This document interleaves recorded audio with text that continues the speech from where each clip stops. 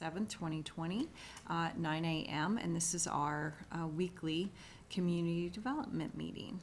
And noticing the low turnout, should we dispense with the Pledge of Allegiance? Sure. Okay. And attending are Commissioners Brooks and Duncan, and Chairman Filios is excused. And we've got nothing requiring conflicts of interest. Do we have any changes to the agenda? Yes, item D. Okay. Moved Okay. to deliberations on March 5th. Perfect. All right. So we'll go ahead and start with our community development updates. Our first item of business is direction regarding Randall Robertson code violation. Yes, good morning. Thank you, Commissioners. Mary Shaw. Community development. This item is on the agenda because code enforcement staff is seeking your position and asking for direction on a frequent situation that occurs when a code violation is called in and or a formal complaint filed. Code enforcement staff goes out to the site to conduct a site analysis and then make a determination whether or not a code violation related to the complaint actually exists. Many times, code enforcement staff will get on site and they find other violations in existence. For example, in this case, outdoor storage and perhaps an RV occupied as a living quarters for years and other things that were not divulged or conveyed at the time the original complaint was made. So code enforcement staff is interested in knowing if we as a department should pursue the other existing violations or only focus on the violation that was the subject of the complaint. Okay. All right, what I'm going to do is read Chairman Filios's response to this item into the record, and then we can have a discussion. So he writes, the question here is whether, while attending to a reported violation, we should cite others on the same property if so observed. I say yes, because to do otherwise is to grant license for continued violations. I'm already aware of a thread on Northern County Facebook where individuals are offering advice as to how one can circumvent county ordinances. To observe a violation and fail to take appropriate action is irresponsible and malfeasant with a question mark.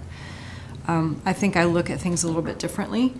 I think that if somebody is coming out to investigate a complaint and there are other violations, I think letting the homeowner know that here these violations are, but responding to the original complaint, I think should be priority. And so, Pat, you can help me out with this. Is it possible to, well, I guess maybe I need to know what our procedure is. If a violation's found based on a complaint, is a ticket written? Is there a time frame? Get this cleared up in 30 days? What is the? Typically what we do is we make contact either by telephone or email with the property owner and let them know that a complaint has been received. We treat the complaint anonymously until it's resolved, and generally allow the property owner to have some opportunity to provide a response to the complaint. Oh, I can have that cleaned up or not. If within a reasonable amount of time there is no activity related to mitigate the code violation, then we will place a notice of violation on the property and send a written And then they have notice. 45 days to cure, or they have 30 days to appeal. Okay. But we're At generally that point, and that doesn't include the time Mary was describing that's prior To that. right. the issuance of the actual notice of violation. Okay. And generally, we're not truly aggressive in sending a notice of violation. We try Sure. to allow property owner time to respond and. Right. Yeah, it's more just this next step that's taken if we can't get an amicable resolution. And if in the situation where you see one where you've been dealing with it for a while and you're looking at, citing them, and then you see other violations, I don't think I would agree that I don't think it's necessarily, it's necessary to include them in the citation. I think you just start the process with, like, we're gonna file notice of violation on that, but we notice you've got this other stuff. And, you don't wanna have to deal with that too, so. Right. At Well, least get that fixed if you can. right. Yeah, I'm definitely in favor of notifying them and making them aware of it so they can address it. Bill, Right. how do you feel? I don't, if there's a code violation, I think if it's something about health and safety, Right. it needs to be addressed. I was gonna say, ones that, like building violations that are for life safety issues tend Right. to be treated a little more aggressively But- than other, but I don't more think- technical violations. I don't think being on the property should permit government to start poking around. Okay, I Uh, understand. If on the other hand, you see another serious, health and safety violation, mention it. Say, I'm here for that, but this you're gonna be next if that's not cleaned up. Right. Yeah. Let's have a government that has a little reasonableness to it. And understand, we do not force, it's not legal for us to enter a site without a property owner's permission, unless we have an open permit or project. Right, Right. yeah, So the we're permit. very careful about that. I was gonna say, a Yeah. permit application gives them a right of entry, but other than that, then the Fourth Amendment applies. I had somebody who built a barn type little thing, bigger than a tool shed, smaller than a pole barn, little thing. You couldn't park a car in it. And the inspector showed up and went there and looked around, and then he came into the house and started looking around. Oh, And that's a big no-no as far as I'm concerned. right. Yeah. We are Not doing- very we're not careful doing it. not to be invasive and cross the boundaries of Okay. the legal parameters surrounding this. And the current code enforcement staff member has had other code enforcement background in other areas, and some entities in and out of this state in other places are more proactive in their approach. They have code enforcement staff that drive around and look. Intrusive. Look for violations. Yeah. And we are more reactive, Yeah. right? Which I So- think is more appropriate. I do Yes, too. okay. Thank Yeah. you, that helps. Yeah. Yeah, and I don't necessarily see either of your positions as materially different from Chris's. I think, I just, I think, and I agree that, it's just, depends on the situation and, prudent use of discretion in how you handle those. Okay, so making the homeowner aware while pursuing the initial complaint. Good. Yeah. Thank you. Okay, is that, do we need to take a motion on, is there, No, I think direction to staff is sufficient. Same with these next two items. okay, all right. Because the next two items, the resolution itself Will will come. come in the business meeting. Gotcha. All right, item B, resolution for community development director to authorize fee waivers rather than taking the request to the board on a deliberations agenda. And Chairman Filios says, fine by me. So, I agree. I think there's some things that should be left to David's discretion, especially when these fee waivers often involved county property. Yes. So for us to come in, I mean, it's just kind of like a rubber stamp, so I'm fine with him doing that. No. I think people at the commissioner level should not be involved in nitpicking. Let you pick all the nits you want. We don't need to do that. We need to cover the big issues. Very well, thank you. Okay. Item C, resolution for community development director to sign the department's subdivision completion warranty agreements rather than the board's chairman. And this, again, is just a matter of efficiency, expediting the process. Mhm. No need really for it to take longer to go, to Right. come through you through a formal process. And the director is typically aware of the project and more informed Right. about the nuances. And to me, it's an administrative item Mhm. on a, you know, a subdivision that's already been approved by the board. So. Gotcha. Yes. And Chairman Filio says fine by me. So, And I say fine by me too. excellent. Thank you. All right, and letter D will be addressed on March 5th. And so we are down to letter E. And this topic was prior discussed with you as an informational item in that we, community development staff, identified a discrepancy in how we've been processing subdivision applications, in that we were not applying the code. And we believe that we should be. Now that everyone's aware, we obviously must move forward to require a plat note on the plat stating the same as what's required in the code. Mhm. Yeah, and basically this would change the term building permit to certificate of occupancy, so it And I would gave, allow issuance of building permits. I did give you a hard copy of the Mhm. current code, this matrix, Mhm. where the language states, prior to as-built approval, a statement must be included on the plat that no non-infrastructure building permits will not be issued. What we recommend and are interested in knowing is if you're in favor to change that language to state no certificate of occupancy, as Pat said. I am definitely in favor of that, and Good. let's see what Chairman Filio says. I'm okay with this as it permits us to issue the permit and renders the CO contingent upon completion of infrastructure. Bill? Yeah, as long as it doesn't unnecessarily restrict builders and developers, I'm for it.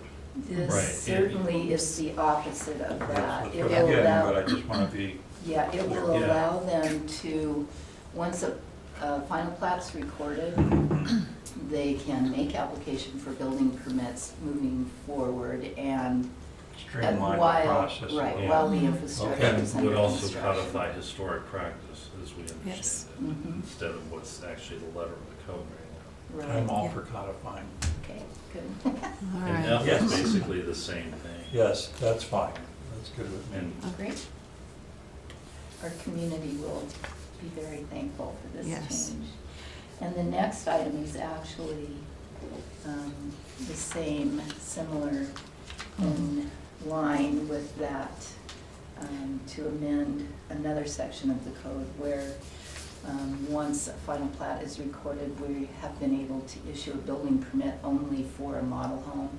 Right. Now, we'd like to change it to read that no certificate of occupancies are allowed to be issued, same as Mhm. the prior. Yes, and Chairman Intent. Filios chimes in, this ties to E above, and I'm okay with it.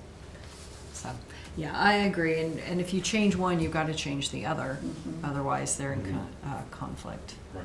So, Bill, is that what you? Yeah, that's a no-brainer. All right. And then I also gave you for reference a copy of the current code, 8845, that allows public testimony for 5 Mhm. minutes. I think we've had this discussion kind of ongoing where Right. it might be more fruitful and efficient to limit it to 3 minutes.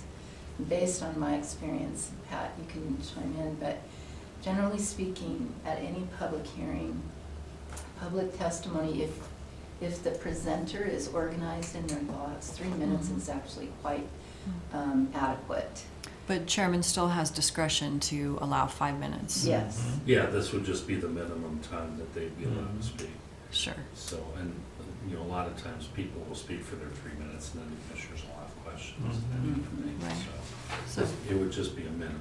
They can, the chair can always allow them to speak longer. Okay, Bill, how do you feel?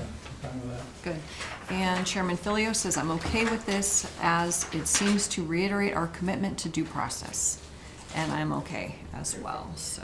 Great. All right, public comment is not Actually, I have even one more on our list. informational Okay. item Yeah, for we have an you. H, page 2. Next Wednesday. Oh, okay. At, from 12:30 to 3 p.m. Uh-huh. in the large meeting rooms downstairs Mhm. where we hold public hearings. The current planning staff will be hosting a workshop for mainly engineers and other frequent applicants who are processing subdivision applications. They prepared a PowerPoint. We're going to have some food, Mhm. and the staff have each taken a section of the code, the subdivision process. They'll do a 20, 30-minute presentation on each section and answer questions and point out areas of the code that may have been amended over the course of the last couple of years. Just again, to help foster our relationship with our customers and to speed things up. Do you have good RSVP so far? Yeah, 24 people. Nice. People are very excited. The Good. response has been great, so. Now, can we include the fact that in the future, we're gonna be bringing these changes? Yes, we can, actually. Yeah, as long sure. as it's clear that they're proposals at this point. Well, and they And have to they're go not- through public hearing. Yeah. Right, yes. Yeah. Mhm. So I think we could just say something like, public hearing will be scheduled to amend these two code sections. I will make sure that happens. I think the team wanted to know that you all were invited to as Mhm. well, if you wanted to stop in and observe. Did you say there was food? No. There's gonna be food, She yes. did. I Yes. did. I heard that. did. Yeah. In an open bar? Yeah, no. I wouldn't go that far. No, honestly, I know it's good, and I know your people will do a great job, and it sounds to a non-engineer, non-builder, non-planner, really boring. But when I first heard about the dump, that sounded good too, and it's the best PowerPoint I've ever seen, so. Yeah, especially the younger planners, but really for all of us, public speaking is a conduit to our community, and we always, aspire to maintain those relationships and getting better over time and more confident, comfortable Mhm. talking to other Mhm. people. And so for the younger planners, some of them have not had as much experience. And these types of things are really good. And the community does appreciate it. Yeah. It'll Right. help answer some questions or, respond to confusion and Very about good. some of our processes. Yeah, and it'll help them with their professional development, if like if they Right. get promoted into a project planner position or just, better customer service at the front counter. Exactly, So- all of it. Good stuff, thank you for doing all this. Sure. So, any bit bumps in the road since David's been gone? Oh, no, Just a- yes, Yes, no. the normal bumps? We miss him, Yeah. of course we miss him. I'm thrilled for him that he had the opportunity to take some time away, but 2 more weeks still? yeah, March 9th, I think, is when he's coming back. Okay. Has it only been 2 years? No. You're doing just fine. I feel for you all, thank you. You're doing a great job. Thanks, thank you so much. Right? Public comment? Even though it's Nothing not from me. called Nothing? for. Okay, this meeting's adjourned, 9:19.